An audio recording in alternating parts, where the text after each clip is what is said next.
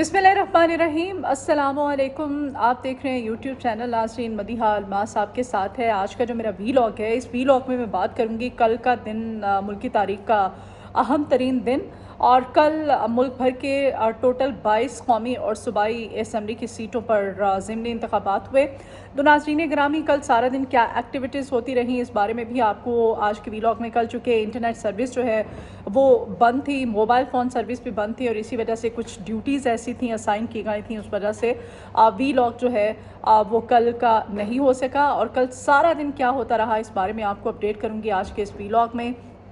सारा दिन जो कवरेज की तमाम तर ख़बरें, तमाम तर जो अपडेट्स थी ज़िमनी इंतखाबात को लेकर के, उनके बारे में आपको अपडेट करूँगी। और अभी तक जो गैर हतमी और गैर सरकारी नताइज हैं, इन नताइज के बारे में भी आपको आगाह करूँगी, क्योंकि अभी जो ज़िमनी इलेक्शन है इसमें अवाम ने अपना फ़ैसला, कहा जा रहा है नून लीग की तरफ से, कि सुना दिया है। और ये जो फ़ैसला है कि आप भी जानते हैं और सभी जानते हैं कि फ़ैसला जो है ये अवाम का फ़ैसला है, अवाम ने सुनाया है, या फिर ये फॉर्म 45 का फ़ैसला है। ये फ़ैसला ये क्योंकि पाकिस्तान तहरीक इंसाफ की तरफ से कहा जा रहा है कि ये अगर इलेक्शन होते तो इसमें जीत पाकिस्तान तहरीक इंसाफ की होना थी, लेकिन ये चूँकि ये इलेक्शन नहीं है, ये सिलेक्शन है, तो इसमें इसी वजह से पाकिस्तान तहरीक इंसाफ, जो कि बज़ाहिर बड़ी पुरुम्मीद थी, और ये जो ज़िमनी इंतखाबात थे इससे बड़ी उम्मीदें वाबस्ता थी पाकिस्तान तहरीक इंसाफ के सियासी मुस्तकबिल की। तो जिस तरह से नून लीग ने ये सीटें विन की हैं, इन सीटों ने सरप्राइज़ किया है सबको। और कल जहाँ जहाँ पे ये पोलिंग का अमल था, इलेक्शंस थे, वहाँ पर mobile phone service, internet service बंद रखी गई। पोलिंग का अमल जो था वो सारा दिन जो जारी रहा, उस बारे में आपको बताऊं कि कुछ हलकों से कुछ जो हैं वो संगीन वाक़यात भी रिपोर्ट होते रहे। तशद्दुद, मार कुटाई, गुंडागर्दी जैसे वाक़यात, जैसे नारोवाल में इंतहाई अफसोसनाक वाक़या कल पेश आया कि वहाँ पर एक जो दो पार्टीज़ थी, सुन्नी इत्तेहाद काउंसिल और नून लीग के कारकुनान, जब ये आमने सामने आए तो अब बाहमी जो इनके तसादुम हुआ, उस तसादुम में अब कहा जा रहा है नून लीग की तरफ से जो एक मोहम्मद शख्स जाँ बहक हुआ था, डंडों की वजह से, जो वहाँ पर डंडे चलाए गए, वो डंडा सर में लगने की वजह से एक मोहम्मद शख्स की जो हैं वो जाँ बहक हुए हैं। और नून लीग की तरफ से अब ये दावा किया जा रहा है कि वो जो जाँ बहक शख्स है उसका ताल्लुक़ मुस्लिम लीग नून से है और वो उनका कारकुन था। बहरहाल किला अब्दुल्ला में भी वहाँ पर फायरिंग की गई सरेआम, और कानून की धज्जियाँ उड़ाई गई। ऑल दो के दफ़ा 144 जो है पंजाब के अंदर नाफिज, इसके बावजूद भी असलहे की भी सरेआम नुमाइश होती रही। जबकि ये भी आपको बताती चलूँ कि पुलिस के मुसल्लह विंग्स तैनात करने के भी सूरत हाल हमने देखी। बाज़ पोलिंग स्टेशन पर पुलिस के यूनिफॉर्म में मलबूस एहलकार जो हैं वो भी हमें पोलिंग स्टेशन पर नज़र आए। और ज़िमनी इंतखाब से पहले आपको ये भी बताते चले कि बैलेट जो बॉक्स थे वो भी उठाए गए, ख़ासतौर पर गुजरात में क्या सूरत हाल थी, किस पोलिंग स्टेशन, किस हल्के में कौन सा कैंडिडेट कितना स्ट्रॉन्ग था और कौन सा हल्का कितना अहम था, इस बारे में भी आपको अपडेट करूँगी।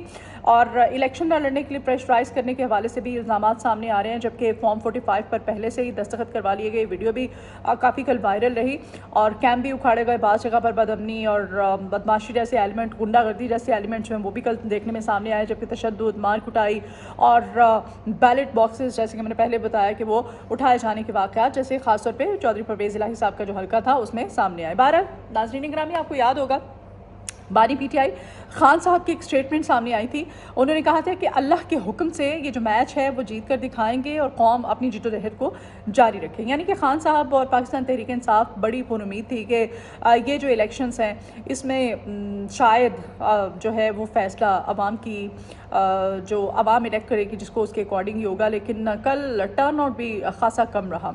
टर्न आउट खासा कम होने की एक रीज़न नाज़रीन ग्रामी ये भी है कि जो पाकिस्तान तहरीक इंसाफ का जो वोटर था, जो सपोर्टर था, वो कल काफ़ी मायूस था, क्योंकि लोगों को कहीं ना कहीं ये पता था कि अब नताइज क्या आने वाले हैं, होने क्या वाला है। तो लोगों ने यही समझा कि क्यों अपने घरों से निकलें, क्यों अपना वोट ज़ाया करें, इसीलिए टर्न आउट काफ़ी कल कम था। जबकि अगर नून लीग के कारकुनान की बात करें तो वो भी काफ़ी कम तादाद में, एज़ कम्पेयर टू अगर हम प्रीवियस इलेक्शन की बात करें तो बहुत कम तादाद में नून लीग का जो सपोर्टर था, जो कारकुन था, वो कल घरों से बाहर निकला।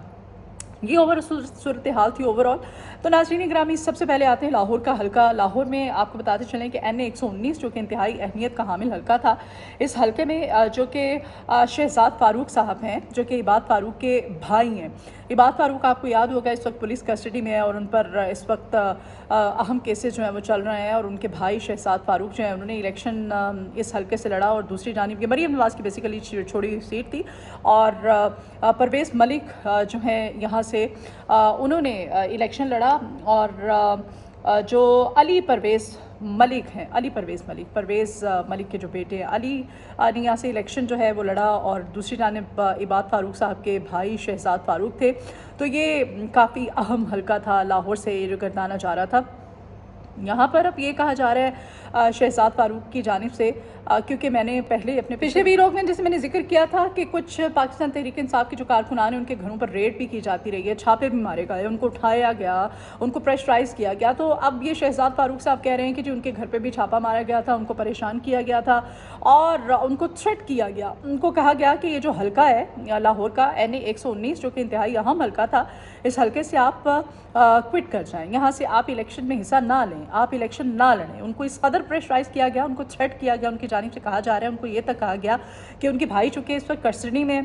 तो ये तक कहा गया कि अगर आप इस इलेक्शन से पीछे ना हटे तो खुदा न खासा आपके भाई को कत्ल कर दिया जाएगा या उनको मार दिया जाएगा। इसके बावजूद उन्होंने इलेक्शन जो है उसमें हिस्सा लिया, इलेक्शन लड़ा। बहरहाल जो नताइज सामने आ रहे हैं, क्योंकि कहा जा रहा है कि ठप्पे लगवाए गए और कुछ पोलिंग स्टेशन पर, जैसे कि ये भी इत्तलात है लाहौर का ये पोलिंग स्टेशन था जहाँ पर फॉर्म 45 जो है वहाँ पर ना सिर्फ पाकिस्तान तहरीक इंसाफ के जो प्रिजाइडिंग ऑफिसर थे, एजेंट थे, उनके सिग्नेचर्स करवाए गए, बल्कि वहाँ पर जितनी भी पॉलिटिकल पार्टीज़ थी, चाहे वो पाकिस्तान तहरीक इंसाफ हो, चाहे वो दूसरी पार्टीज़ हों, किसी भी पार्टी के वहाँ पर जो एजेंट्स बैठे हुए थे उनसे फॉर्म 45 पर पहले ही साइन करवा लिए गए थे। नाज़रीन ग्रामी, फॉर्म 45 पहले उसको साइन करवाया जाना कि अपनी मर्ज़ी के नतायज जो है वो उस पर लिखे जाए।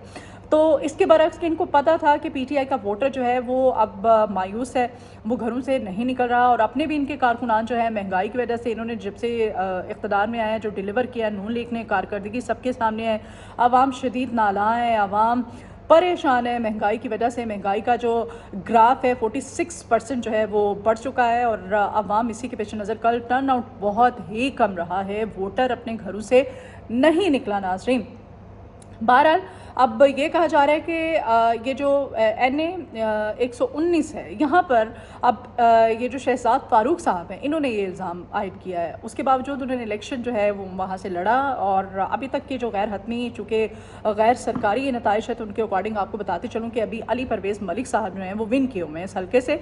जबकि दूसरी जानिब नाज़रीन एक बड़ा अपसेट जो देखने में आया, उस अपसेट ने सभी को मायूस किया है। जो पाकिस्तान तहरीक इंसाफ का जो सपोर्टर है, जो वोटर है, उसको काफ़ी हद तक मायूस किया है। जी हाँ, गुजरात की हम बात करते हैं तो गुजरात से ये इत्तलात आ रही थी कि वहाँ से तो बैलेट बॉक्सेस तक उठा लिए गए थे, बैलेट बॉक्सेस चोरी किए गए।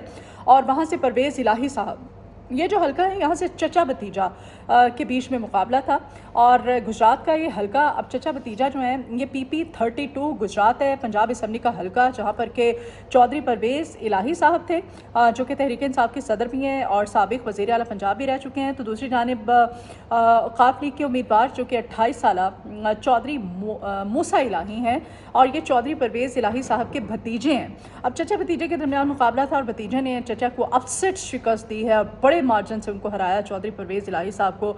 अब ये भी बड़ी अफसोसनाक सूरत हाल है, गुजरात से चौधरी परवेज़ इलाही साहब का हार जाना।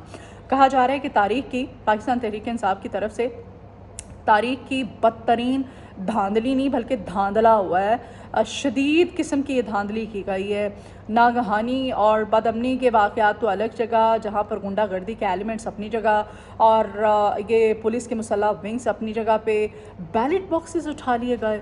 फिर फॉर्म 45 पे जिस तरह से सिग्नेचर्स करवा लिए गए पहले ही, हालांकि फॉर्म 45 जो है वो जब पोलिंग का अमल ख़त्म होता है, जब वोटों की गिनती जो है वो शुरू होती है, फिर नताइज सामने आते हैं, जो नताइज होते हैं उन पे फिर बात नहीं, वो नताइज आने के बाद जब लिखे जाते हैं तो फिर उस पर वो साइन करवाए जाते हैं।